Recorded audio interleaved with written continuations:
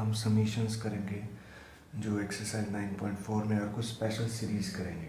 तो सबसे पहले हम समझते हैं स्पेशल सीरीज़ होती क्या है। उसे करने से पहले हम ज़रा एपी और जीपी यानी अपने पिछले टॉपिक पे थोड़ा सा रिवाइज करते हैं।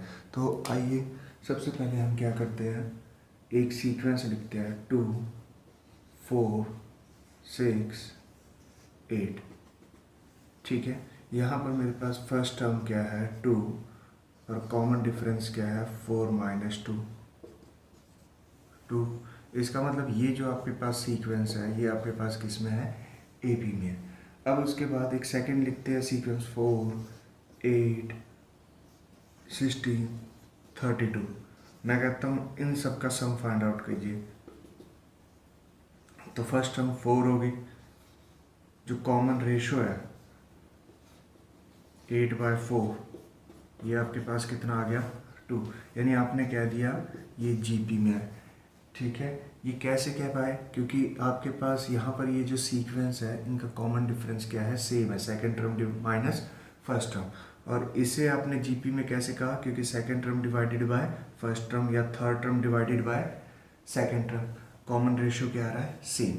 अब मैं एक और सीक्वेंस ले लेता हूँ 1 × 2 प्लस 2 × 3 प्लस 3 × 4।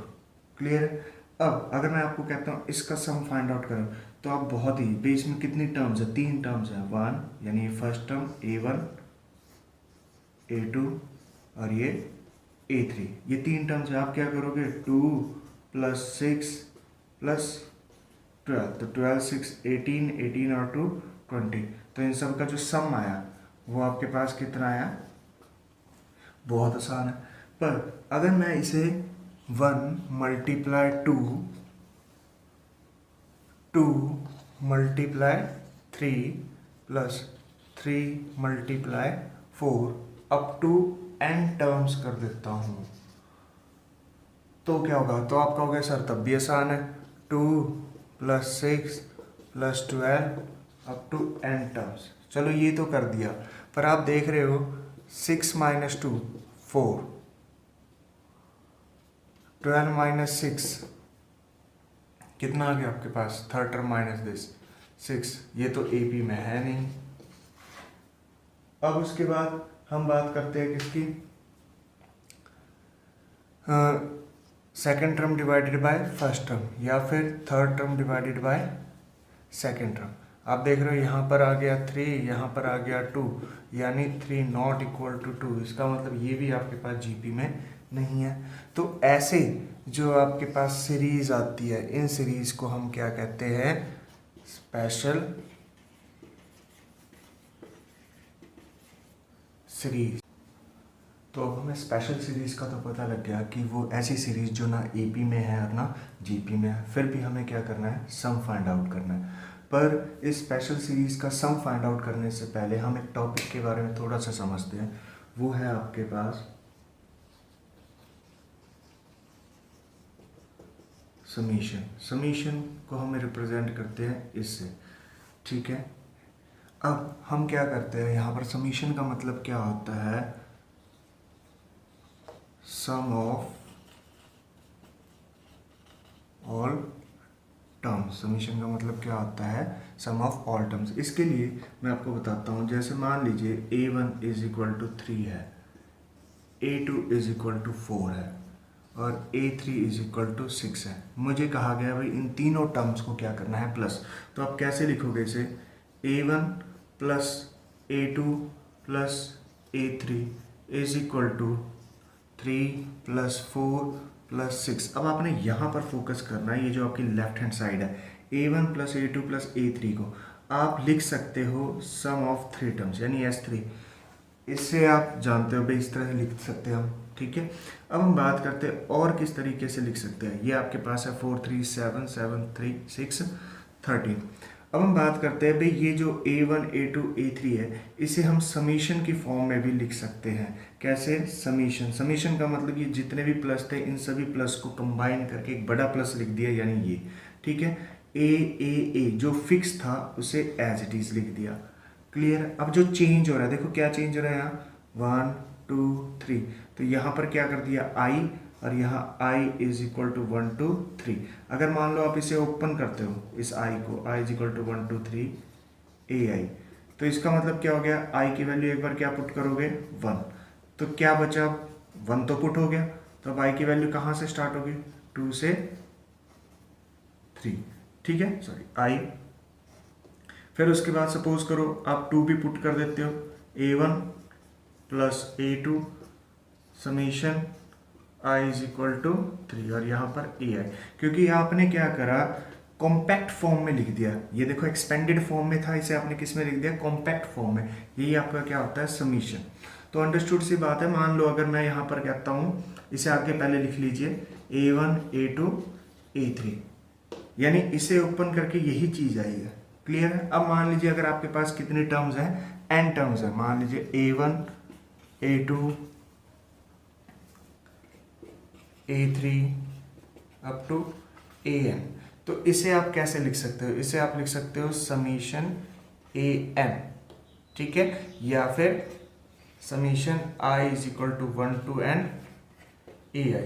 दोनों का मीनिंग क्या है, सेम है। इसका मतलब भी क्या है, सम ऑफ n टर्म्स। अब ये जो समीशन an है, इसे आप एक और तरीके से लिखते हो, वो है एसन। देखो इसका भी मतलब है सम ऑफ n टर्म्स, इसका भी मतलब है सम ऑफ n टर्म्स। ये आपको समझना जरूरी है। क्लियर हो गया सबको ये एक बार देख। अब हमें समीशन का तो पता लग गया है। अब हमें इन स्पेशल सीरीज को करने के लिए कुछ फार्मूलेज याद करने पड़ेंगे। तो वो क्या है, सबसे पहले है आपके पास सम ऑफ n टर्म्स, यानी 1 + 2 + 3 + n is equal to n into n + 1/2। ये आपने PMI में भी करा था प्रूफ। तो सेकंड है sum of square of n natural number, 1 square + 2 square + 3 square + n square is equal to n into n + 1 into 2n + 1/6। फिर उसके बाद आपके पास sum of cube of natural number, यहाँ स्क्वायर था यहाँ क्यूब है,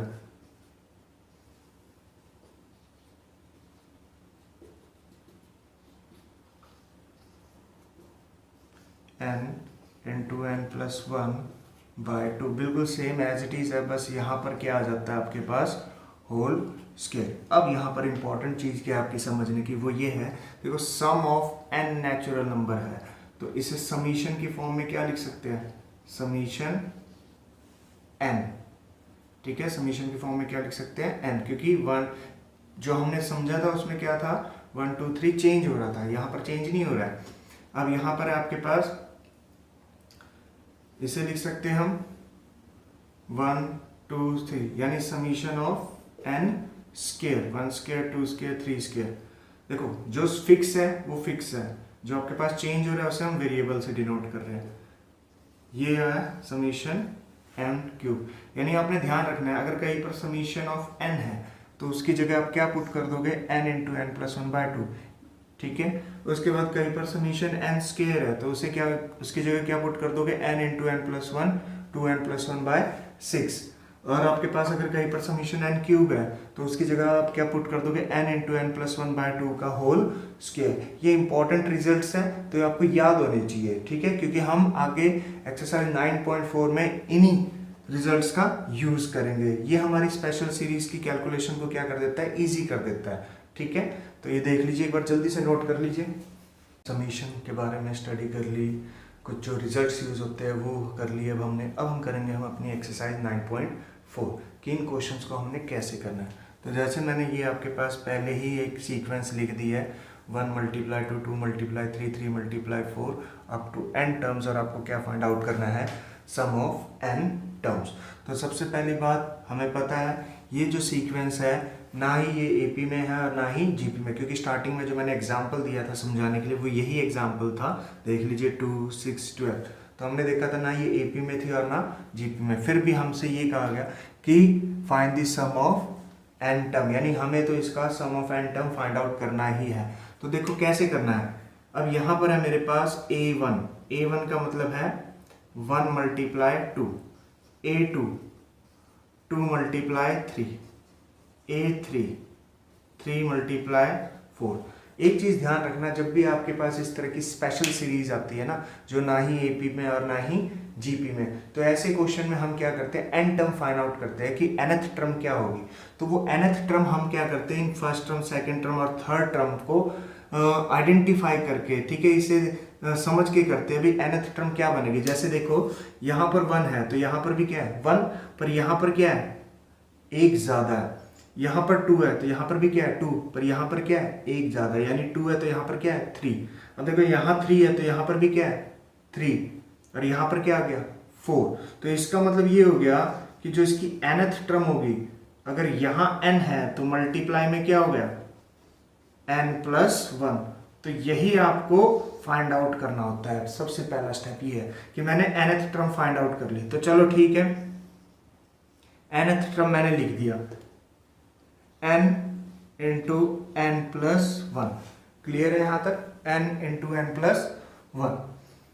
अब ये था पहला स्टेप।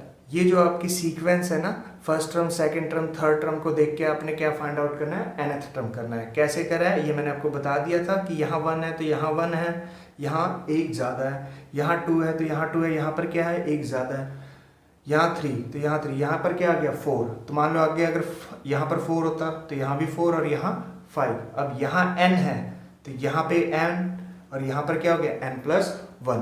अब बात करते क्या करना है, हमने लेना है taking summation both side. Taking summation both side, summation को किससे रिप्रेजेंट करते थे, इससे an, समीशन n इंटू में n+1। क्लियर है, क्योंकि समीशन का मतलब क्या है, an का मतलब क्या है, an का मतलब है आपके पास कि an का मतलब क्या है आपके पास a1 a2 an, यानी सम ऑफ n टर्म्स। यही तो हमें फाइंड आउट करना था, इसीलिए हमने क्या लिया यहाँ पर समीशन लिया। तो ये जो समीशन ऑफ an है हमें पता है किससे डिनोट करते हैं, sn से। तो यहाँ पर तो आ गया सम ऑफ n टर्म्स।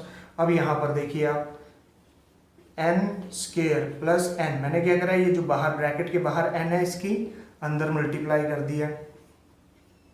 अब summation n² plus summation n, अभी हमने एक रिजल्ट देखे थे PMI से जो आए थे, समीशन ऑफ n² किसके इक्वल होता है, n into n+1 2n+1 bye 6, और summation n into n+1 bye 2।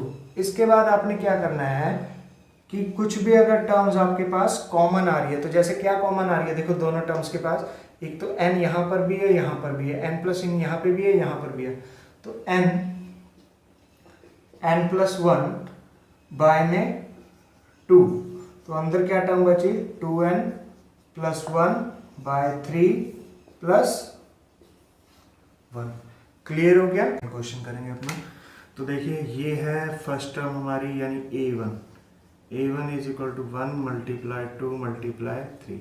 ये है हमारी सेकेंड टर्म, यानी a2 2 मल्टीप्लाई 3 मल्टीप्लाई 4, और ये है हमारी थर्ड टर्म।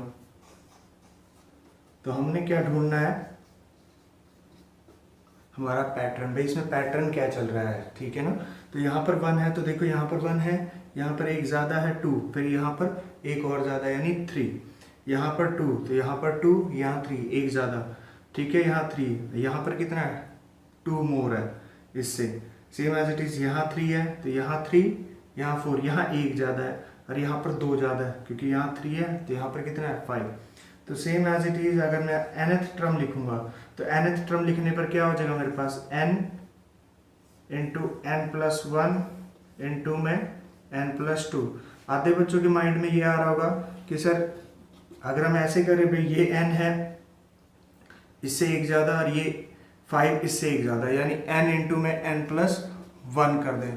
तो अगर आप ऐसा करोगे तो ज़रा इसमें n की वैल्यू 1 पुट करना, क्या आएगी 1 इंटू में 1+1 इंटू में 1+1, a1 is equal to 1 multiply 2 multiply 2। क्या हमारी फर्स्ट टर्म यही है, नहीं है ना, इसका मतलब ये नहीं है आपकी nth टर्म। अब जरा इसमें आप n की जगह 1 पुट करना, तो 1 यहाँ पर 1+1 2, यहाँ पर 1 + 2 3, तो इसकी मतलब हमारी जो nth टर्म है वो क्या है, n × n + 1 n + 2। क्लियर हो गया, nth टर्म आपको क्लियर हो गया। अब यहां पर हम बात करते हैं किस चीज की,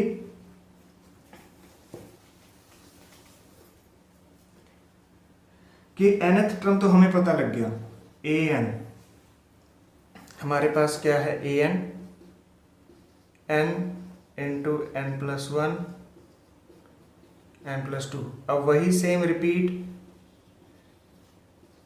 टेकिंग समीशन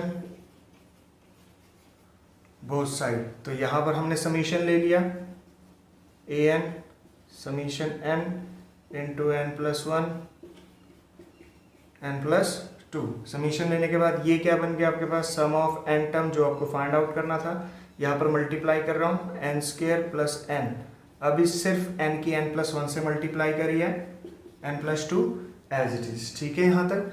अब Sn देखो जो n² है, n² की किससे मल्टीप्लाई कर रहा हूँ, अब n से, तो ये क्या बन गया, n³। अब n² की किससे मल्टीप्लाई कर रहा हूँ, 2 से, तो ये क्या बन गया मेरे पास, 2n²। अब n की किससे मल्टीप्लाई करूंगा, n से, n², और n की फिर 2 से, तो 2n, तो ये आ गया मेरे पास। अब जो लाइक टर्म्स है उन्हें ऐड कर रहा हूं,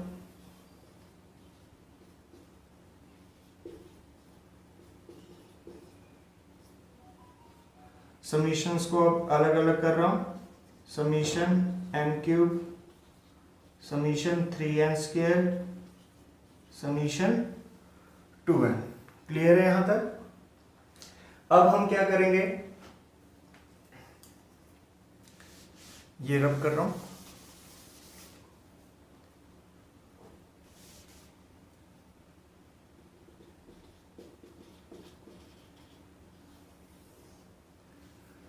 अब summation of Sn = summation of n³, 3 बाहर कांस्टेंट है, समीशन n² फिर 2 कांस्टेंट समीशन n।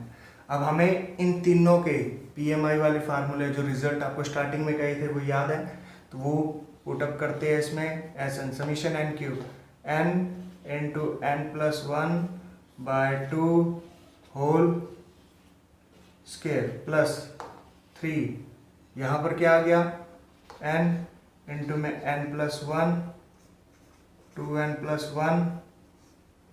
1/6 प्लस में समीशन n की वैल्यू, तो यहाँ पर क्या आएगा आपके पास, n × n + 1/2। ठीक है। अब उसके बाद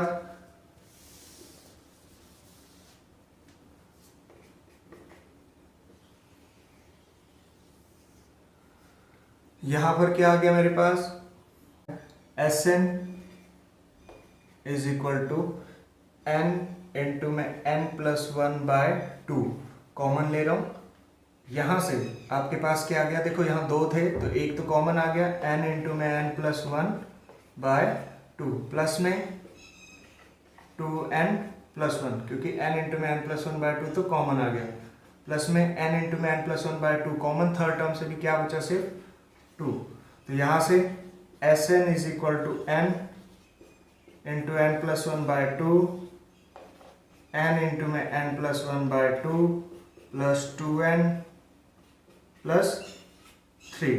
ठीक है। अब Sn = एलसीएम लेंगे, n × में n + 1/2, देखो 2 एलसीएम, क्योंकि इसके नीचे कुछ नहीं है, तो यहाँ पर n² + n मल्टीप्लाई प्लस में 4n प्लस में 6, तो Sn = n × में n + 1/2 n² + 5n + 6/2। तो यहां से हमने क्या सीखा कि अगर हमारे पास कभी भी इस तरह से सीक्वेंस जो ना एपी में हो ना जीपी में हो, तो हम उसकी क्या करें, nth टर्म फाइंड आउट करें और उसके बाद समीशन ले, और उसके बाद आपकी सिंपल कैलकुलेशन है। तो होप आपको समझ आया होगा अच्छे से, एक बार समझ लीजिए, स्क्रीनशॉट ले लीजिए।